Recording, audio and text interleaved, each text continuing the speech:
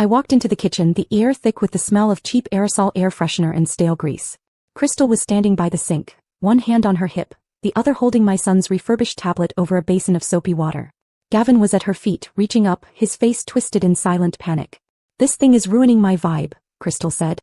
Her voice was flat, bored. "I'm trying to film and all I hear is cartoons." She didn't wait for me to speak. She didn't wait for me to move. She just opened her hand. The tablet hit the water with a dull, heavy splash.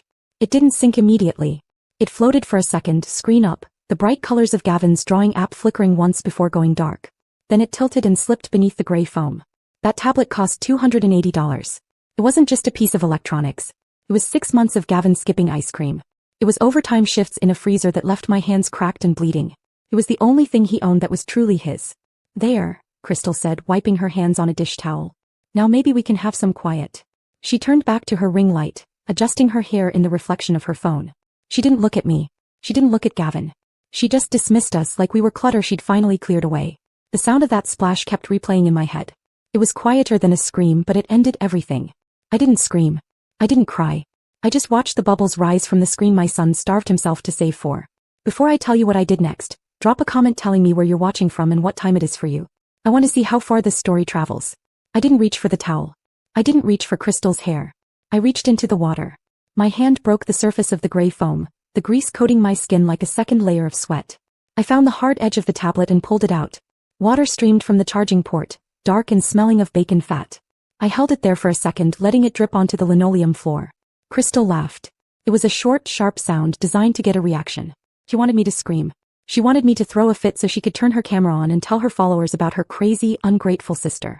She wanted content. I denied her the footage. In that moment, the part of my brain that manages the night shift at the warehouse took over. When a pallet collapses or a freezer unit fails at 3 a.m, you don't cry. You assess the damage, you secure the perimeter, and you execute the solution. I walked past her. I walked past the ring light and the tripod and the piles of cheap clothes she hadn't bothered to wash. I went straight to the living room where my parents, Ronald and Brenda, were sitting on the couch. Dad was staring at the television, the volume turned up loud enough to drown out the world.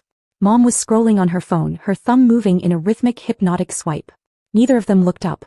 They had heard the splash. They had heard Gavin crying. They had heard Crystal's cruel laugh. They chose the screen.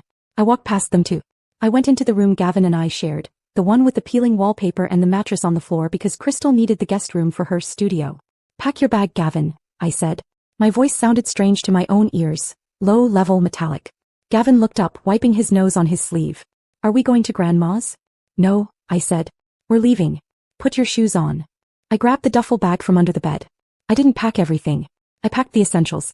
Uniforms. School clothes. Toothbrushes. The few toys that Crystal hadn't managed to break or sell yet. I moved with a mechanical precision, folding, stacking, zipping. Crystal appeared in the doorway, leaning against the frame with a glass of wine in her hand. "Oh, don't be such a sullen cow, Cheyenne," she said, taking a sip. "You're always so dramatic. It's just a screen. I did you a favor. He should be reading books anyway. You're raising him to be a zombie." I zipped the bag shut. The sound was loud in the small room. I stood up and slung the strap over my shoulder. I took Gavin's hand. "Where are you going?"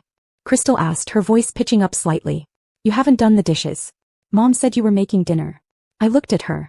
I really looked at her. I saw the desperate need for attention in her eyes, the way she posed even when no camera was on her. I saw a 36-year-old woman who had never been told no in her entire life. "Cheyenne," she snapped. "I'm talking to you." I walked through her. I used my shoulder to check her against the doorframe, not hard enough to knock her down, but hard enough to make her spill her wine. "Hey," she shrieked. "Watch it." I walked through the living room. Mom looked up then, finally sensing the shift in atmospheric pressure. "Cheyenne," she asked, her voice vague. "Where are you going with that bag?" I didn't answer. I opened the front door. The heat from outside hit me, heavy and humid, smelling of asphalt and exhaust. It smelled like freedom. "Cheyenne, get back here." Crystal yelled from the hallway. "You can't just leave. Who's going to clean up this mess?" I stepped out onto the porch. I ushered Gavin to the car, buckling him into his booster seat. I threw the bag in the passenger seat. I placed the dripping, ruined tablet on the dashboard. I got in. I locked the doors. I started the engine. As I backed out of the driveway, I saw them. Crystal was in the window, mouth open, shouting something I couldn't hear. Mom was standing behind her, looking confused, waiting for someone to tell her what to feel. Dad hadn't even turned his head from the TV. I put the car in drive and didn't look back. The vibration of the steering wheel against my palms was the only thing keeping me grounded. I drove until the suburban sprawl turned into the flickering neon of the highway exit strip. $280. To Crystal, that amount was a pair of knockoff sneakers or a bar tab she'd stick someone else with. To me, it was math. It was $14 an hour. It was 20 hours of overtime in the deep freeze, where the air is so cold it feels like inhaling broken glass. I looked at the tablet sitting on the dashboard. The screen was black, the casing still slick with soap. That tablet was 6 months of saying no to Gavin when the ice cream truck came by. It was 6 months of skipping my own lunch so I could put $5 in the jar hidden behind the cereal box. It was the only thing I had ever bought him that was brand new, not a hand-me-down, not a thrift store find. It was his ticket to a world where he could draw and create and escape the shouting match that was our daily life. And Crystal had drowned it because she wanted quiet. We checked into the Motel 6 off the interstate. It wasn't luxury, but it had a locking door and no one screaming my name. Gavin sat on the bed, quietly coloring on the back of a receipt with a pen I found in my purse. He was so used to making himself small. I sat in the plastic chair by the window and pulled out my phone. My notifications were already stacking up. Not apologies. Not concerns for where we were sleeping. It was a notification that Crystal was live. I clicked the link. There she was, bathed in the artificial glow of her ring light. She had changed her shirt and reapplied her lip gloss. She was holding a glass of wine, a fresh one, and looking sadly into the camera. It's just really hard, she was saying, her voice trembling with practiced fragility. When you're trying to build an empire, trying to elevate your family, and you have people around you who are just toxic. My sister literally stormed out today because I asked for a little professional courtesy while I was filming. She dragged my nephew out into the night just to make a scene. It's jealousy, guys. It's pure jealousy. Comments were rolling in. Stay strong, queen. Haters gonna hate. You don't need that negative energy. I watched her face. I really watched it. For years, I had looked at Crystal and seen confidence. I had seen someone who felt entitled to the world because she truly believed she was better than us. I had felt small in her shadow. But tonight, sitting in a cheap motel room with clarity cold in my chest, I saw something else. I saw the desperate way she checked her reflection every 3 seconds. I saw the way she clutched that wine glass like a lifeline. It wasn't confidence. It was compensation. Crystal didn't have a job. She didn't have a car in her own name. She didn't have a single asset to call her own. Her entire persona was a costume stitched together from lies and my parents' credit. This is the delusion of the empty wallet. When you have no value of your own, no skills, no discipline, no achievements, you have to destroy the value of others to feel significant. She didn't break the tablet because it was loud. She broke it because it was real. It was something earned. It was a tangible proof of work and love, 2 things she was incapable of producing. She was a parasite convincing the host that it was an honor to be bled. I closed the app. I didn't feel angry anymore. Anger implies you expect better. I felt clinical. I felt the way I feel when I look at a pallet of expired inventory that needs to be written off. Crystal wasn't a sister. She was a liability. And it was time to audit the books. I didn't leave a comment on Crystal's video. I didn't text mom back. I didn't engage in the public theater they were so desperate to drag me into. Instead, I opened my laptop. The motel Wi-Fi was slow, buffering the connection like it was thinking about quitting, but I was patient. I had spent years managing inventory logs and tracking shipments. I knew how to look at a mess of numbers and find the story hidden inside them. If Crystal was a liability, I needed to know the extent of the exposure. I started with myself. I logged into the credit bureau, my fingers flying across the keys. There was a knot of anxiety in my stomach, a cold, hard stone of fear. I had lived in that house. My mail went to that house. My social security card was in a firebox in the hall closet. The page loaded. 780. Excellent. I let out a breath I didn't know I was holding. My credit was clean. Crystal hadn't touched me. Maybe she knew I checked it religiously. Maybe she knew I'd press charges without hesitation.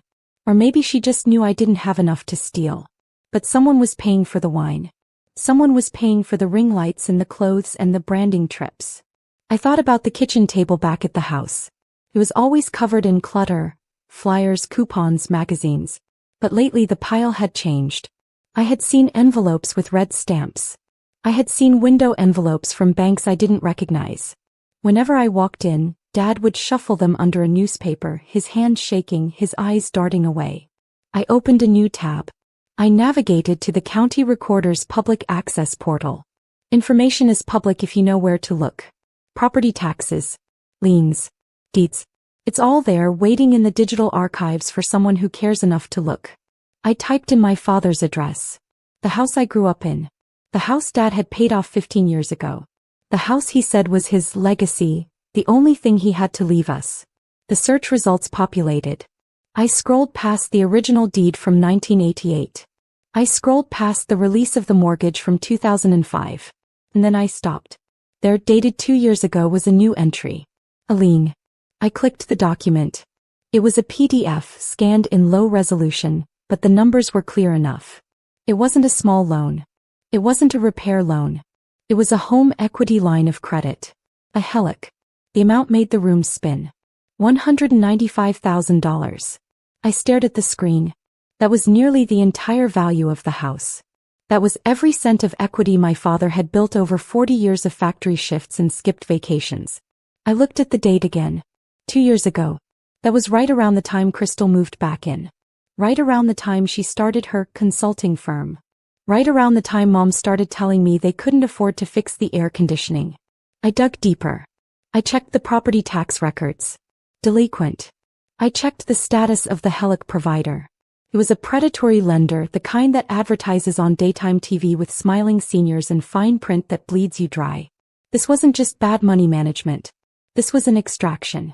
I sat in a creaky motel chair, the blue glow of my laptop lighting the room while Gavin slept beside me. I thought I had escaped emotional abuse. But staring at the numbers, I realized this wasn't just cruelty, it was a crime. And I was the only one who had seen it. I returned to the house the next morning, telling myself I was there for Gavin's clothes. I was really there for proof. The house was suffocating.